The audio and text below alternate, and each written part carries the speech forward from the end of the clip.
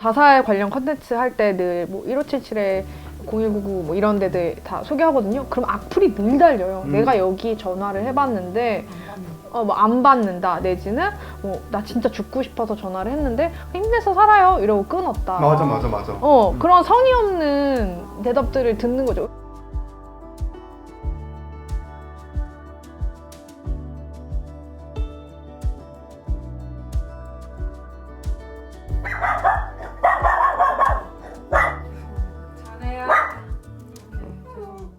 원래 마음단련장에 오면은 자기소개 대신에 존재소개라는 걸 하거든요. 그래서 여러분이 나이가 어떤지, 학력이 뭔지, 소속이 어떤지 얘기하지 않고요. 난 뭘 할 때 뭐를 느끼는 사람인지를 저는 수영할 때 자유로움을 느끼는 인간이에요. 오른팔을 저으면 오른팔을 젓는 대로 몸이 가고 왼팔을 저으면 왼팔이 젓는 대로 몸이 유영하는 게 너무 좋아서 큰 자유로움을 느끼는 그런 인간인데요. 어떠세요? 네, 저는 여러분들이 이야기를 들으면 들을수록 마음이 무거워지는 사람? 사실은 저는 뭐 생 어거스틴의 뿌빠퐁 커리를 먹으면 너무나 행복해지는 사람이에요. 네. 뭐 어떻게 뭐 편집이 될지 모르겠는데 네. 촬영 끝나고 가실까요? 저는 취약함에 대해서 이야기하는 걸 좋아하는 사람인 것 같아요. 약한 것들을 지키고 약한 것들이 약한 채로 살아갈 수 있었으면 좋겠다라는 생각을 자주 하는 사람입니다. 불안이랑 어떻게 같이 살아가야 될까가 굉장히 중요한 사람인데 햇빛이 굉장히 내리쬐고 풀이 굉장히 싱그러운 속에 있으면 그 불안이 있어도 품을 수 있는 마음이 되더라고요. 그래서 햇빛이랑 풀밭을 좋아하는 사람입니다. 네.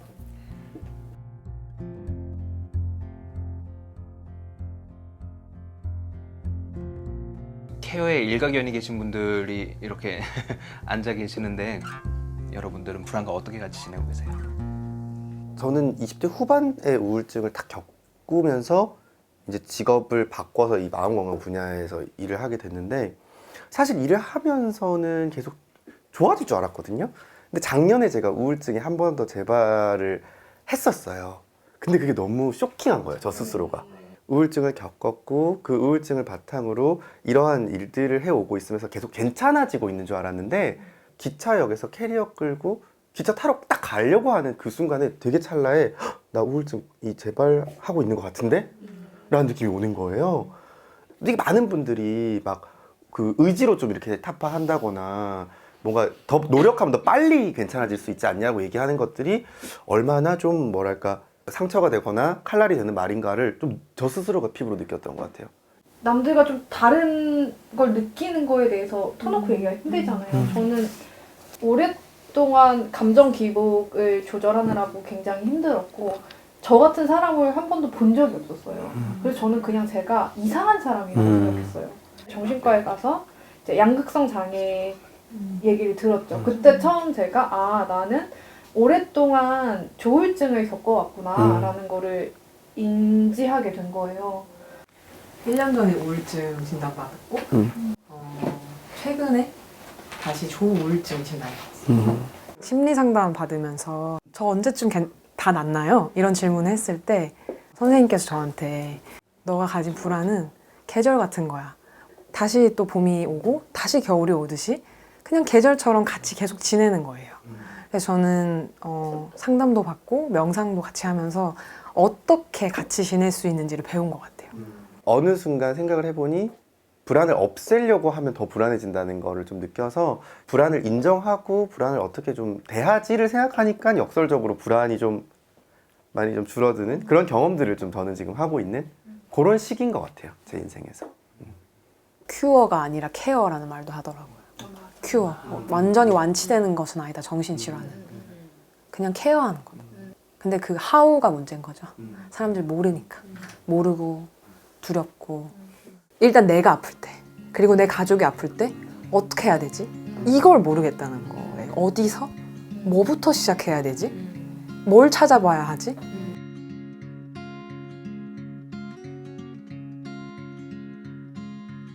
많은 분들이 심리 상담에 여행을 어떻게 시작하냐면 아무런 정보가 없는 채로 눈 가린 채로 갑자기 비행기 이렇게 타고 가서 딱 여기입니다 심리 상담은. 그러면 뭐지? 이게 뭐지? 하면서 여행을 즐길 수가 없잖아요. 첫 상담 가기 전에 너무 떨리고 갑자기 모든 증상이 나은 것 같고 그리고 갑자기 내 고민이 너무나 하찮게 느껴지고 맞아. 다 불안한데 나만 이렇게 유난 떠는 거 아닌가 막 이런 생각이 드는데 그런 것들이 충분히 일어날 수 있는 일이다라고 친절히 안내해드리는 역할을 하고 있어요. 문턱이 아직 너무 높은 게 되게 느껴져요. 그 문턱이라는 건 결국 비용적인 측면도 있지만 마음의 문턱도 진짜 너무 높거든요. 마음이 지치거나 힘들어 있는 사람이잖아요. 그러면은 의지나 의욕을 짜내는 게 몇 배 어려워요. 근데 내가 찾아야 되고 어떠한 레퍼런스도 없는 상태에서 내가 검증을 해야 돼. 무슨 수로? 그리고 정보가 막 트위터, 유튜브 되게 랜덤한데 다 흩뿌려져 있고 근데 사람들이 알고 싶어하는 정보는 사실 후기 같은 거거든요. 그러니까 후기로 딱 얘기할 수 없지만 후기에 들어가 있는 것들 막 스타일이나 뭐 무드나 뭐 그런 걸 사실은 알고 싶은데 사람들은 그런 거를 게시해주는 곳은 없으니까 그런 게 되게 힘들었던 것 같아요. 그리고 전화를 했는데 그 센터들에서 되게 몇몇 되게 유명한 센터들에서 가격을 안 알려주시더라고요. 그래서 블라인드로. 그러면서 저한테 끝까지 추궁하시는 분이 있었어요. 왜 가격을 물어보냐. 그리고 안 알려주고 끊었는데 기분이 되게 묘한 거예요.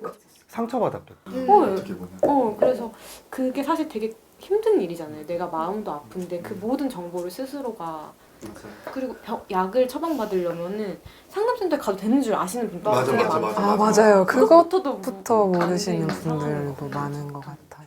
아예 국가적 차원에서 정신건강 강력한 포탈이 있어서 지역과 연령대, 상태에 따라서 본인이 찾아볼 수 있거나 좀 골라볼 수 있는 또는 권유받을 수 있는 그런 아카이빙이 사실은 전국적인 망으로 될 수 있으면 참 좋겠다라는 생각을 하다가 항상 끝에 뭔 생각하냐면 정말 엄청 큰 대기업이나 아니면은 정부에서밖에 할 수 없어.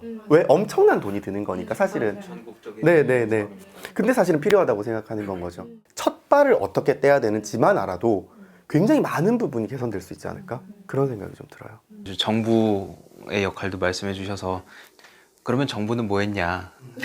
집중해서 보고 있어요. 건강검진 하면서 우울증도 같이 이렇게 네네. 그것도 작년에 처음으로 도입해서 원래 20살에 한 번, 30살에 한 번 할 수 있었거든요. 그런데 만약에 20살에 못 받으면 30살에 받아야 되니까 10년의 격차가 사실 크잖아요. 맞아요. 그렇게 하지 말고 10년 사이에 20대 때 한 번, 30대 때 한 번 해서 건강검진에서 우울증을 좀 진단을 해주자. 그렇게 해서 그 바로 기관하고 연결을 해주고 조금 개선됐어요. 못 느꼈어요. 못 느끼셨죠? 네.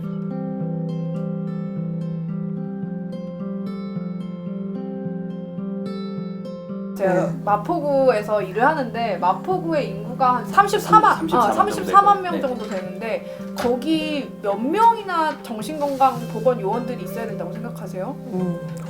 34만 명을 케어하기 위해서 한 20명? 11명이 케어를 해요. 한 분당 맡고 있는 사례가 거의 60에서 100사례라고 해요. 너무 힘드시겠다. 대기하시는 분도 너무 네. 많을 것 같아요. 그리고 75%가 비정규직이고 맞아. 11개월로 끊어서 계약하시는 거 알죠?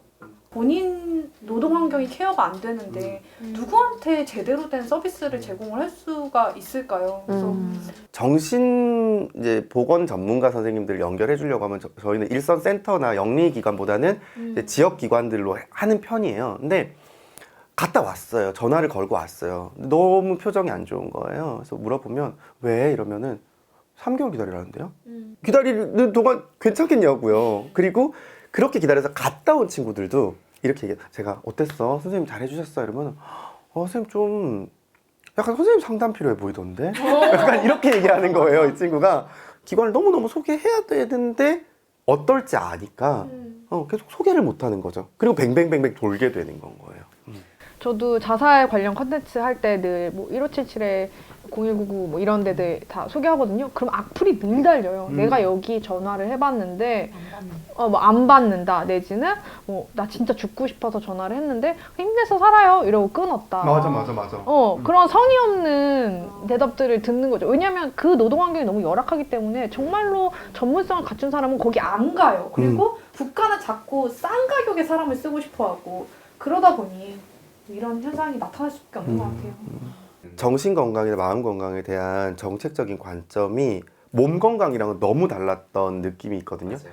예를 들면 콜록콜록 그거에 대한 케어는 없어요. 그다음에 까지도 없어요. 죽을 때쯤 되면 받을 수 있는 게 있어요. 그러니까 몸 건강은 보면 그냥 조금 아플 때 뭐 받을 수 있는 처방, 그다음에 간단한 처방, 아니면 건강한 사람이 더 건강해지기 위해서 체육시설 확충 같이 이때 건강을 증진하거나 예방하는 데에도 예산이 있고 하잖아요. 근데 이 마음 건강은 검진 받아서 위기군이면 연결된다는 건데, 사실 위기군이라는 그 수치에 도달하지 못했지만 위기군으로 향하고 있는 수많은 보편 시민들은 계속 방치되는 채로, 근데 그 지점을 아직도 발견하지 못하고 있는 게 아닌가라는 생각이 들어요. 광주에 마인드링크라는 곳이 있다고 하더라고요. 혹시 다들 들어보셨어요? 알고 계세요? 유일하게 청년의 건강, 마음 건강으로만 대상으로 해서 작년 한 해만 1,100명의 청년들이 다녀갔다고 하더라고요. 그런데 다녀갔던 친구들의 뭐 재입원율도 뭐 절반 이상 낮아지고, 그리고 자살을 시도하는 횟수도 눈에 띄게 현저하게 낮아지는 좋은 모델이 있다고 하더라고요.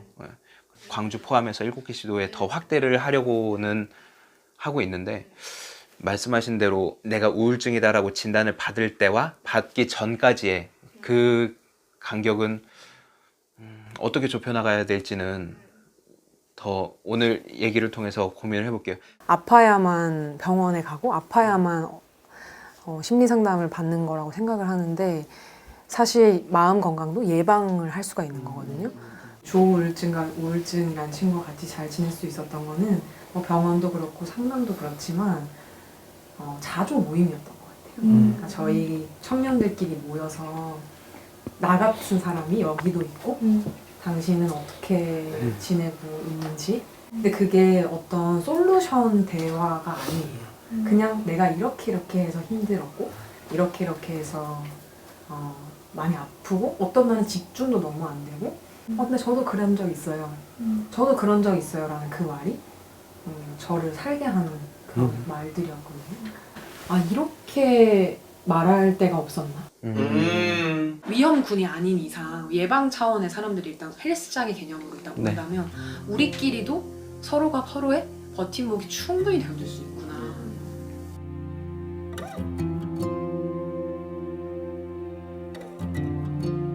정신건강이라는 거는 눈에 보이지 않잖아요. 높은 확률로 너는 우울증이 있구나가 아니라 너는 게으르구나, 너는 남들과 다르구나, 너는 엄청 산만해, 너는 왜 이렇게 감정 조절을 못해? 라는 비난이 되고, 그게 스스로한테도 비난이 되는 거예요.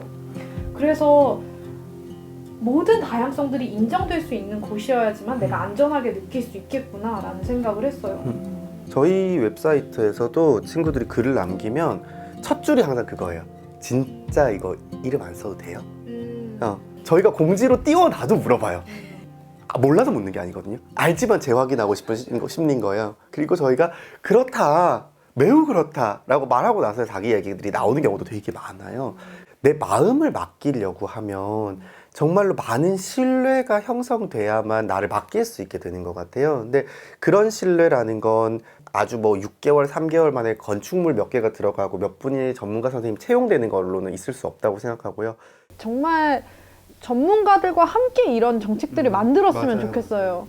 그러니까 정신건강에 전문가들이 있잖아요. 그분들의 이야기를 듣고 정말로 과학적 근거가 있고 오랫동안 트레이닝을 받아온 전문가들을 꼭 이야기를 들어봤으면 좋겠어요.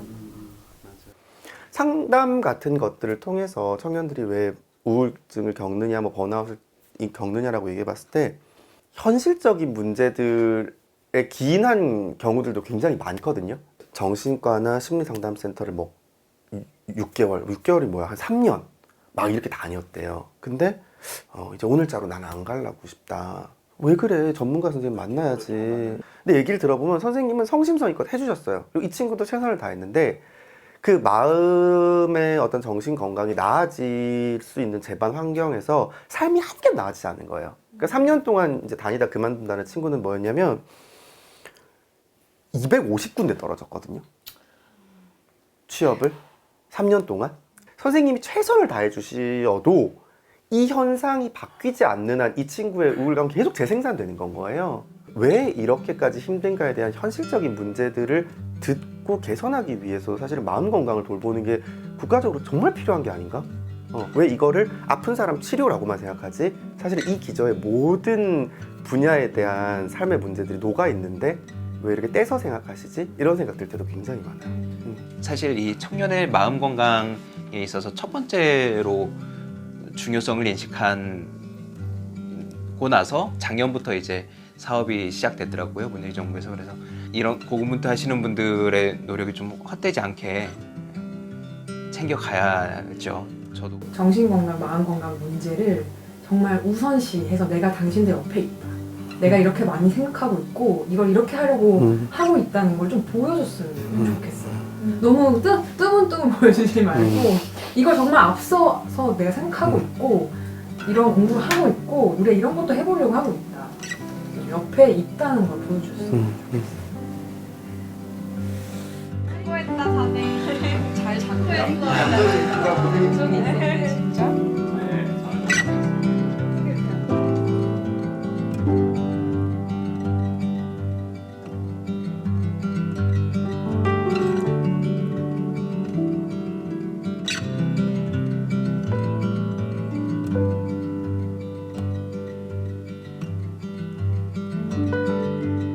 안녕하세요, 모모PD입니다.